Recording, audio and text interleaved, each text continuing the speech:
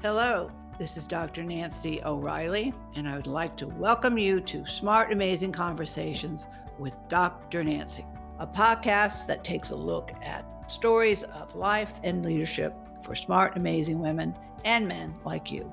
The most important thing is showing up. Don't think that you have to bring anything. Bring yourself, show up, and remain steadfast and be a... If you are in a position of leadership and a position of management, bring women along with you. Supporting women is my passion and my purpose, and talking with other women and men who promote women's leadership is one of my favorite things to do. I've yet to meet a woman who did not know what she really wanted.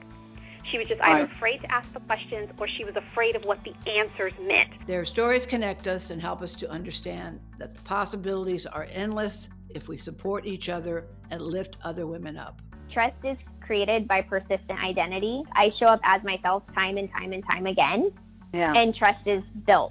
It's one conversation at a time. Hello, I'm Dr. Nancy O'Reilly, and I'm pleased to welcome Bobby F. Kimbrough, a renowned keynote speaker and author, to Smart Amazing Conversations with Dr. Nancy. Bobby's career spans 40 years in law enforcement and leadership, including being the first African-American sheriff of one of the largest counties in North Carolina, assistant fire marshal and arson investigator with the Winston-Salem Fire Department, and working with high-risk offenders at the North Carolina Department of Probation and Parole. Bobby has served with the United States DEA, specializing in investigating crimes that included organized crime, money laundering, gang violence, and drug trafficking. And as an active community leader, he founded Branded for Knowledge, a program focusing on strengthening, empowering, and encouraging individuals to reach their full potential. Throughout it all, he has earned several certifications in leadership and is currently working on his PhD in organizational leadership.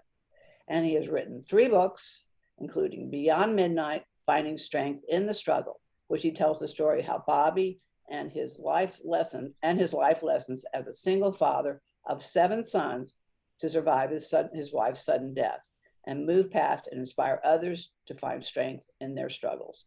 I'm excited to learn more. I listened to you in Myrtle Beach. It's such a pleasure to see you again. Welcome, Bobby. Thank you, Dr. O'Reilly. The pleasure is mine. I appreciate you for inviting me. Thank you.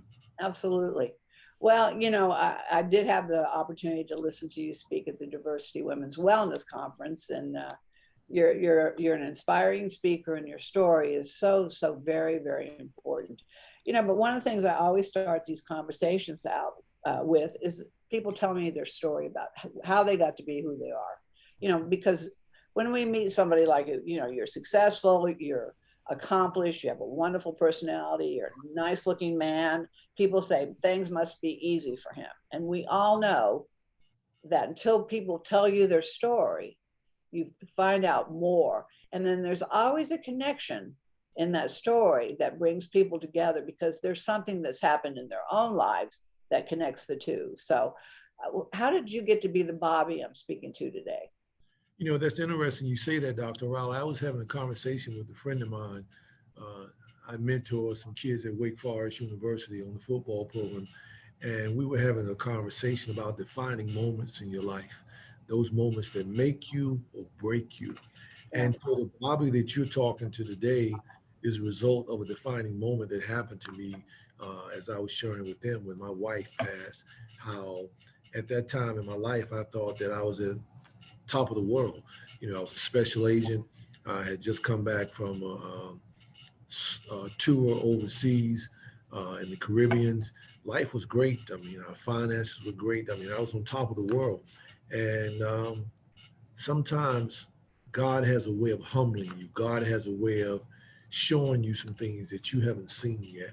And so when my wife passed, that was a very stressful time. Not only stressful in terms of dealing with her death, but stressful in terms of the finances. And so we lost our home that we had built and designed. I lost it, foreclosed on it, lost the vehicle. That was humbling to me, having to learn how to eat off of the dollar menu at McDonald's, oodles and noodles, having to change my entire lifestyle and redefine myself. And, you know, there were times when I would sit in the closet and cry sit in the Times and say, "Poor me, woe me." I mean, at that my lowest point that I talked about in the book, Beyond Midnight. How do I get out of this space? How do I get out of this mindset? Because so many times when we're in a dark place, we're not thinking clearly. Our mind is functioning in the space that we're in. And as long as you're functioning in the space that you're in, you'll stay there. But you have to figure out, how do I get beyond this space? And I started working on getting beyond that space. And so from that point on, that lesson in my time in my life has caused me to be a totally different human being. It gave me humility. It gave me love for my community, love for people other than myself. You know, I've looked across this country at great leaders, and there's a correlation between great leaders. All of them have experienced some isolation, humiliation, frustration. And when you look at that, the isolation causes you to get closer to yourself and your creator. You have to be in tune with self. The frustration is what drives you. And the humiliation is that it's a humbling place. Once you've been humiliated, it's a humbling place. And then the isolation causes you to see some things in the darkness that you don't see in the light, and hear some things in silence. And so that place where I was in the closet crying, I started to reinvent myself. And even to this day, uh, every night I look over what I did during the day, that I forget to say something that I want to say, that I forget to tell someone that I love them, that I forget to do something. And so if I did, I start my following day with what I forgot to do the day before. And so I constantly reinvent myself every day. One of the things that people, you know, when I first say it to them, they shock when I say I love you. You know, people that you really know you. You say, I love you. I love your being. I love you. That's me showing I appreciate you as a human being, you know. And so I think that we have the ability, and it took me a long time to realize that, but we have the ability, regardless of who you are, to transform situations, to transform people, you know, by your presence, your voice. You have the ability to change atmospheres. Yeah. And so this is the Bobby that you see today that has been through some things. It hasn't always been a bed of roses for Bobby. Yeah. Well, you know, nobody gets anywhere alone. This is something, you know, I think this is a lot, you know, this is something a lot of people don't really get and they don't understand, but nobody gets anywhere alone. You don't get anywhere in this lifetime. Who helped you? You know, you were talking about being in the closet, you're talking about crying and being isolated, but who helped you to pick yourself up and help you to get through this period in your life? Because who are the people that were supporting you during that time? You know, there's a guy in the book that I mentioned by the name of Dave. Uh-huh. My mother, Dave, there were several people, young lady named Miss Miller. There were several people that believed in me at my lowest point. It's nothing like having people believing in you at your lowest point. Sure. You know, sometimes we go through these difficult times by ourselves. Not true. You have to have people in your life that get you through situations. Yeah. I've had people that are surrounding me when I was at my lowest point. A young lady that I started seeing at that point, because it's nothing like having a cheerleader or having people cheering for you. Coach, yeah. You know, it's almost like a support group or a peer group. We're supporting you. And my mother and those folk that I named, they were instrumental in making me believe in myself. And then my pastor, at the time I wasn't a member of a church.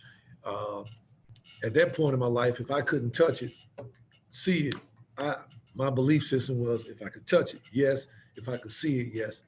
And I met Bishop Mack, and I watched him and I studied him, and I started reading for myself. I've read more in these last 20 years at 61 than I've read in the previous 40 years. Yeah. Yeah. That's just amazing how the things you go through, they start to shape you. And you have to be careful what you're feeding yourself, because that's the side of you that becomes dominant. Yeah. The side of you that you feed the most is the side that becomes dominant. And so I had to start to be mindful of what I was feeding Bobby, my spirituality, my intellectual, all of that. I had to be protective of my being. I had to be protective of, of who I was. And so when I started to realize the presence, when I started to realize the things that God given talent, when I started to realize how we're all connected and how it works in the grand scheme of things, that started to create and reinvent, as I say, the Bobby that people see today. And here's the other thing, that when you've had defining moments in your life, you become fearless, because I've been broke before. I've experienced pain before. Yeah. So I've been humiliated. I've Yeah. been I've been shamed before. You know, it's very shameful and a very humbling experience for someone to come and tell you that you got to move out of your home to bring you the documentation. You know, I'll share something with you, that when I was running for the office of the sheriff, you know, they investigate the candidates and they do this whole article on them. So this reporter by the name of Hinton comes to me and says, well, Sheriff, you know, we know that you don't have any criminal activity in your background because you were a retired special agent. However, we see this where you lost your home. And when he said that to me, I wasn't ashamed to discuss with him what happened. I wasn't ashamed to tell him, but look where I am now and what has happened since then. And what I told him was that I'm battle tested. In other words, I've been through some things. I understand that people in this world are suffering from a lot of things, and people want a guide, someone that can show them, that can help them get out of the holes or the midnights or the dark places that they're in. And you can't relate to me if you haven't experienced some things. So, you know, so many people are afraid of identity fraud. You know, they're afraid of their own identity. They, you know, they watch their back and they're concerned somebody's going to find something out about me. I lost my home, or this happened to me, or that happened to me. But you're right. Once we really begin to share all those pieces about ourselves, there's really nothing that can stop us from moving forward. There's nothing that can stop us. You know, for me, COVID, I mean, I've been down, I've had my midnights, and I expect there'll be more midnights for me as there will be anyone. Exactly. I mean, that's part of life.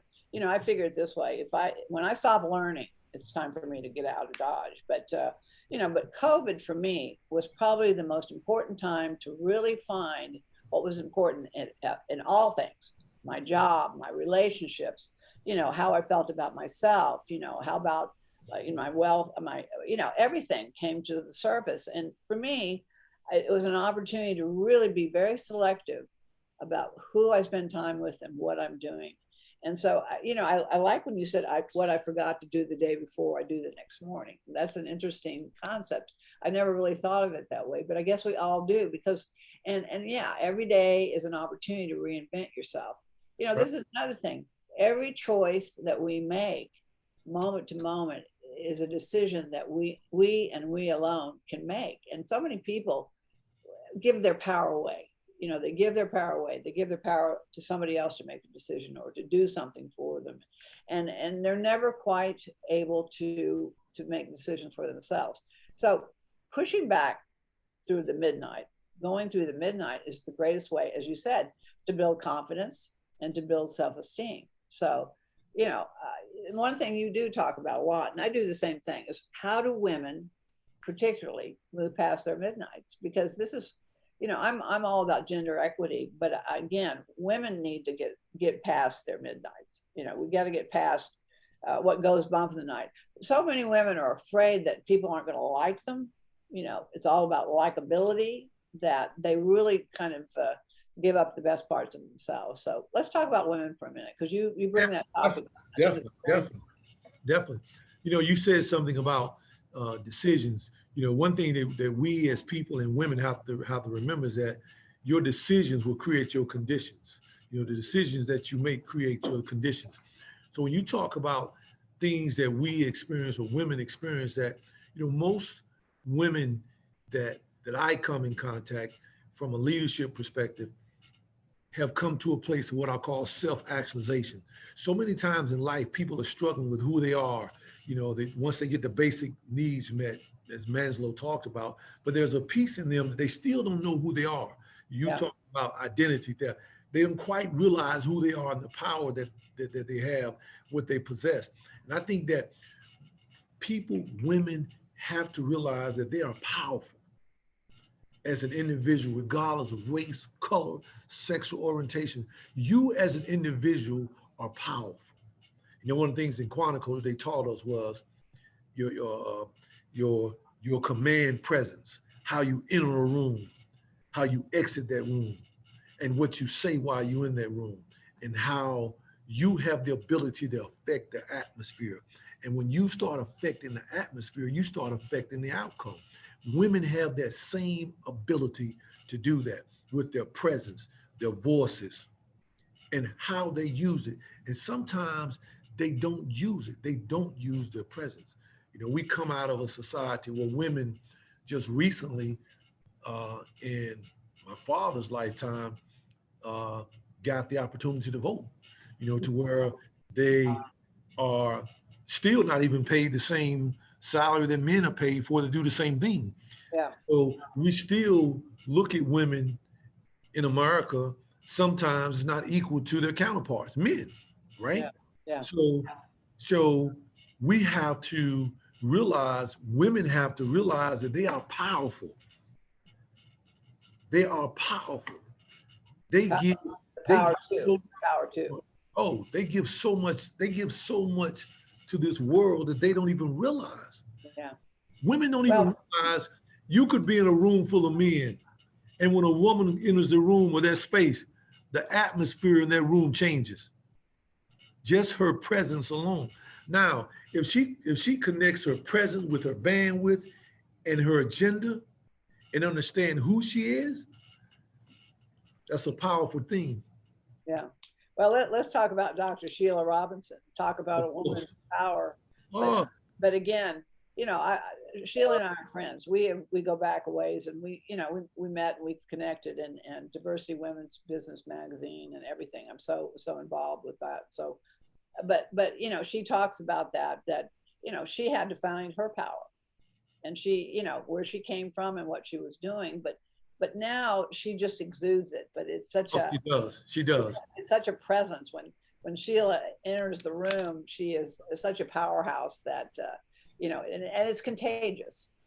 But again, the thing that also that this last conference that you attended and I attended was that when women do come together and they support each other, anything is possible. Anything. And then when we have great allies, male allies, and sponsors and coaches and mentors, anything is possible. Yeah, we've got to have great allies and great partnerships. You've got to have that, because there's some people that you can touch that I can't, and vice versa. And I spent some time with her up in Chicago, and she does have that command presence. She does have that.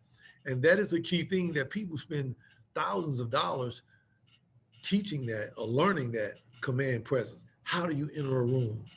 I just was fortunate enough that they gave it to me for free at Quantico while I was going through agent training school. But there is a way that you enter a room. And what happens is that confidence, because one thing that I learned early in my life, how I see you will determine how I treat you and what I'll do for you and to you. So think about that. How people see you will determine what they'll do for you, to you, and how much they're willing to help you, how they see you. So your presence has to be a representation of your destination. It has to line up with your destination. Your presentation has to line up with where you're going. Well, we make such quick judgments about people. We do. Immediately. I mean, it's our human nature. We see someone based on how their presentation, how they hold themselves. Exactly. And it takes a lot to undo those it judgments. Really does. It takes a lot to undo those. But the one thing that Dr. Sheila is very good at too, though, is she's a connector. She is. And Bobby, I know you are too, but it's really in your book and all the things that you're doing, you really build these blocks, and they're building blocks for the next block, but it's always about connecting people with one another. And that's what she's so good at doing. There are so many things in my life that I'm good at, and there's things that I'm not very good at, and the things that I don't want to do that I'm not, especially not good at, but finding people that you can connect with, with you, Bobby, just talking with you today. That's the connection that's important to me. When I do these podcasts, it's about bringing people together. You've got knowledge and you've got a way of approaching something differently than I do, that somebody might understand it better from you than from me. But when we come together, there's this big, broad, wonderful, detailed, but big picture that we can all learn from. So that's what the exciting part is. So true. So true. So let's talk about how do we get everybody, not just women, but men and women, to take that step in their life, to go past their midnight and to really begin to live the lives that they were truly meant to live, and to be the person that they were truly meant to be. How do we do that? I think that we first got to create a safe space where people can be vulnerable and have real conversations. And then I think that most people become comfortable in their own little spaces and they stay there. Yeah. And one of the things that I learned in my lifetime is that my comfortability sometimes can hinder my capabilities in life. Yeah. Yeah. You become comfortable here, you're scared to venture outside of that circle, that comfort zone. But when you start venturing outside of your comfort zone, you start to expand your bandwidth, you start to expand. Bobby, what I tell people is that women especially have to learn to be comfortable being uncomfortable. Oh, I like that, being uncomfortable. And, because you're right. You don't learn if you've got your safe space all the time. You don't learn if you're doing the same thing over and over again, and your boundaries are so limited. So telling women, especially, you have to become comfortable being uncomfortable. That's how you learn. I've got to share this with you just 2 seconds. So at that lowest point of my life, sometimes when you start praying and asking for help may not look like what you think it's going to look like. The help that showed up for me was a white guy from Mount Airy. Yeah. Okay. Totally opposites. Right. Totally different beginnings in life. To this day, 15 years later, me and that guy are still best friends. We talk every week. We have breakfast or lunch at least once a month.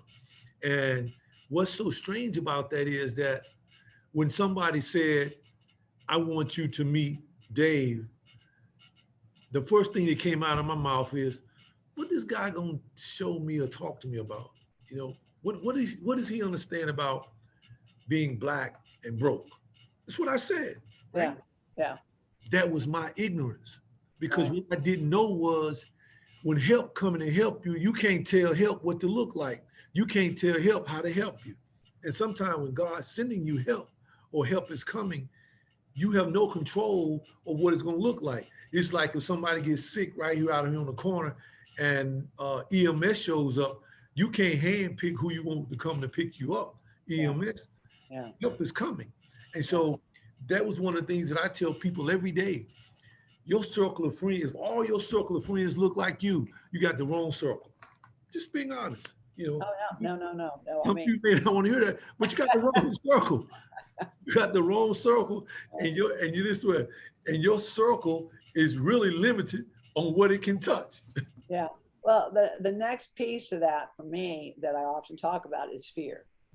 And fear for many people, men and women, it really, it really stops them from doing the things they want to do. I'm not, and I'm really crazy. I'm a crazy person, but one of the things that I've found in my life is something that I'm really afraid to do. I've got to go do it. I'm like, they said the number one fear of most people is public speaking. But how do people become good leaders if they can't perform in front of people speaking? So it was one of them. Yeah, you've got to get past your fears. And that's the other thing I talk with women about. You've got to get past your fears, because, again, you were talking about the confidence that you had after the things that you had done and you'd gone to the next level. I mean, but that was the self-esteem and the confidence that you build, but you had to go through your fear. I did. You talk about, you went through about a couple of years after your wife's passing, that there were a couple of years that you had to really be down on the bottom of the ringer before you could be confident until you found the things that you needed to move forward. But again, getting past your fear was probably one of the biggest things of all. I can't imagine your wife passing and having 7 sons. Oh my God! One was a toddler, wasn't it? One was one. So the youngest boy was Jalen. He was 14 months. 14 months. Yeah. So you were impacted on every level. As far as your relationship with your wife, being a parent, your job, everything was impacted. Everything. But would you change anything today if you could? I don't. Your wife passing, but I'm just. I have literally had that conversation with myself, my sons, and we have really sit down and really unpacked that. And a part of me says yes, I would change it because we had hit a sweet spot in our marriage. You marry and you hit these sweet spots, and so. Of course, I would like to go back and change losing her, not losing her. That affected not only me, but that affected my children. Yeah. So if I could change one piece of it, I would love for her to be here to witness where the family is. But I don't know if I would be the man that I am had I not went through that. I don't know. I would have been in that space, that comfort, and I'm just here. We got ours, you figured out, we all right over here on this side, and you guys figured out over there. I wouldn't have had this total outlook that I have now. Yeah. So I think that, and my boys would say it all the time, we always thought that I would die first. We always thought that because of the line of work that I was in. And my boys, Jameson said one day, he and I was sitting, and I was having a moment. And he said, Dad, you know what? He said, I don't know if Mom could have held us together like you held us together. I don't know if Mom could have given that tough love and survived all of that and kept us out of harm's way and out of detention centers and penitentiaries. And I said to them, I said, you know what? Your mother was strong. She probably could have. But I had to become mother and father. And one thing that I didn't know how to do was be the mother. I didn't know how to hug them and love them. I didn't. All I could say, son, I love you, make your mom proud. But thank God my mother stepped in and gave them the love of a woman because I didn't know how to do that. I didn't. Yeah. I didn't know how to be vulnerable and love on them like their grandmother and their mother did. Yeah. Well, they say when you're on the right path, that the right people show up. Oh. And I truly believe that because in my own life, I can guarantee you, I went through a midnight where I wouldn't be doing what I'm doing today if I hadn't gone through my midnight. I've been married for almost 43 years. My marriage ended, and it ended for the right. I'm not even going to discuss why, but the point is, I wouldn't be sitting here today talking to you, doing the things that I'm doing. And what was it? Somebody said, I think I'll send him a thank you note. I think I'll send you a thank you note now. But the thing is that everybody's midnight builds character. Everybody's midnight is an opportunity to learn and to grow from. So, and Bobby, you've done that. Your books, everything that you're doing, and I have the honor and the joy of listening to you in Myrtle Beach at the Wellness Conference. But so, what do you want to see happen now?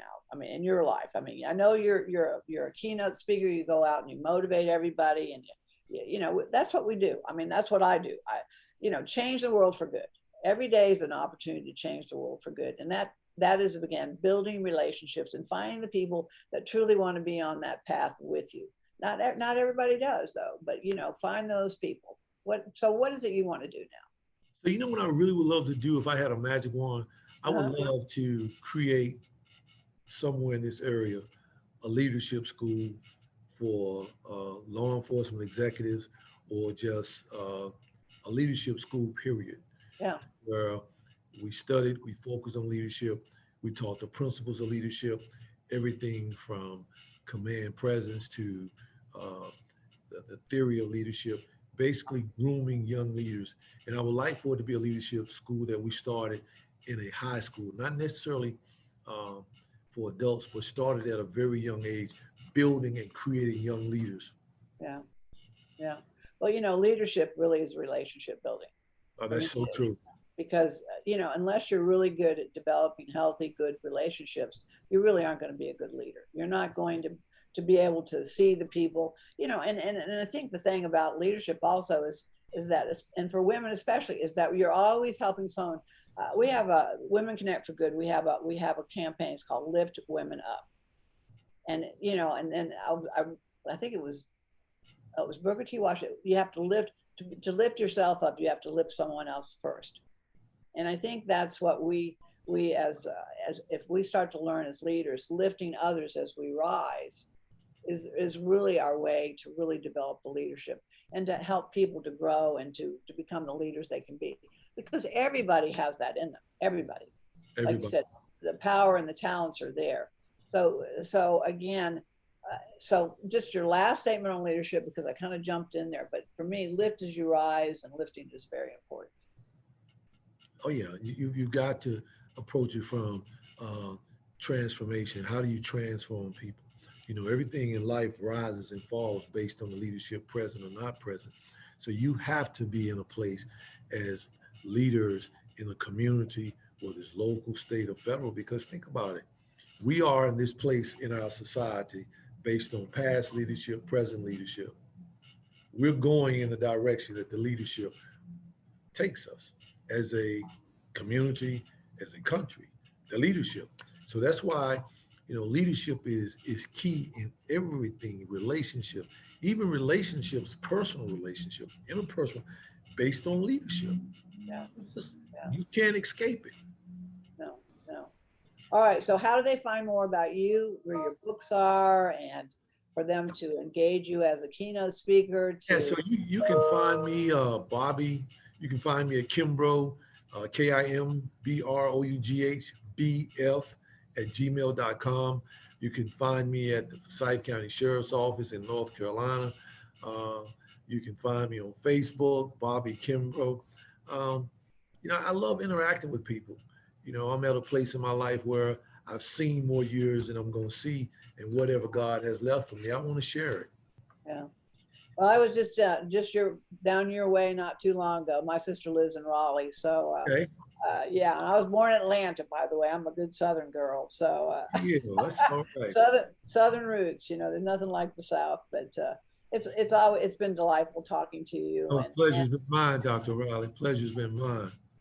Anyway, we can continue to make this a better world, and for us to all grow and to flourish. And what are all, just last but not least, what are all your boys doing? What are all your boys doing? So my oldest boy is 40. He's in Ethiopia. The next boy is in Greensboro with the police department. That's Jordan. Jameson works with the city here in the recreation department. Christian is in Atlanta working with Amazon. Bryce is finishing up his last year at UNC Charlotte. And the last two boys are still at the house with me. So I have two boys still in the house with me now, finishing up high school. Wow. Yeah. Wow. It's been quite the journey. And there's a book just raising 7 boys. If you wrote that book about how the 7 boys, that would be a fantastic book. All right. So your book is Midnight. All right. Tell us about the name of the book again is. So the book is Beyond Midnight. It is basically the story of what I went through, how I got through midnight. Midnight being a metaphor for difficult times. The second book basically was Surviving the Stop. Basically, police interactions with motorists. How do you interact with police when stopped by law enforcement? And then the third book was quotes that I use to get me through. You have to have something every day that motivates you through this maze that we're in. And so I started writing. I love to write. I keep a little journal with me every day. And I started writing down quotes and things that I would have to tell myself, chance that I would get through, like, this situation don't define my destination. There is strength in the struggle. I've got to keep going because my family's depending on me. The future, meaning my children, need me now. So it's little things that I was telling myself every day in that low spot to get me out of that spot. You know, even though I'm here, I got to see myself beyond here. Well, why don't you leave us with a quote that can get us to go to the next part. Here's what I will tell you: no matter where you are in life, remember this: that your destination is greater than your situation. I love it, yeah. Bobby. Thank you so much for your time, your energy. Hopefully, we'll see you at another conference with Sheila. Possibly that would be fantastic. But let's get together and put something together. Yeah, absolutely. Well, keep working on that leadership, and you've got a great story, and keep sharing it. It really helps so many people. So have an amazing, wonderful day. Thank you, Bobby. I love you. Thank you. All right, love you. Bye-bye. Bye-bye. If you enjoy these smart, amazing conversations, please subscribe, rate, and review them on Apple Podcasts, Spotify, Amazon, or wherever you listen to your favorite podcasts. And read and enjoy more amazing stories in my books, In This Together, How Successful Women Support Each Other in Work and Life, and Leading Women, 20 Influential Women Share Their Secrets to Leadership, Business, and Life. Thank you for listening.